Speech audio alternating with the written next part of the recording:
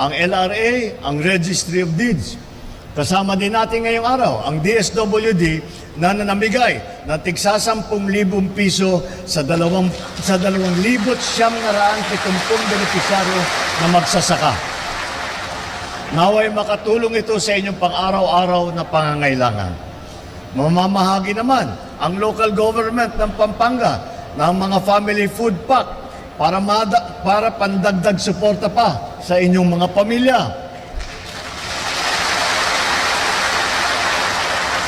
Mga kababayan, sa kabila ng mga hamon na kinakaharap ng bansa, nananatiling nakatuon ang pamahalaan sa aming mandato at tungkulin na maglingkod na tapat.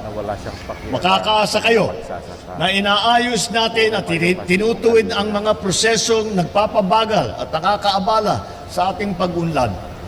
Ang lahat ng ito ay sinusulong namin upang pangalagaan ang karapatan ng bawat Pilipino. Hinihikayat ko ang lahat na ipamalas natin ang pagiging bagong Pilipino, responsable, may malasakit, at magkakatuwang sa tunay na pagbabago. Magtulungan tayong isulong ang isang mas maunlad at makatarungan na lipunan. Maraming salamat at mabuhay po kayong lahat. Mabuhay ang bagong Pilipinas.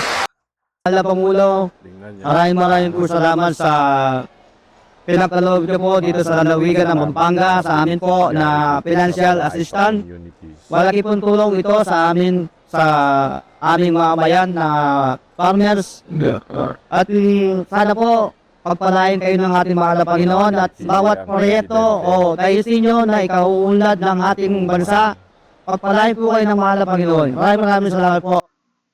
Yung may tulong po sa pamilya namin, ma'am, maliging tulong po yun sa pagkakaroon namin ng titulo na free patent through Department of Environment and Natural Resources. Kaya nagpapasalamat po kami kay Pangulong Ferdinand Marcos na napasa amin ang titulo yung pinag-aanuan po namin sa residential lot po. Talagang masayang-masaya kami, ma'am. Pati mga kamag-anak din namin. At sana po magpapatuloy itong programang to ng DENR para marami rin pong mapapasaya nila at po at pamilya.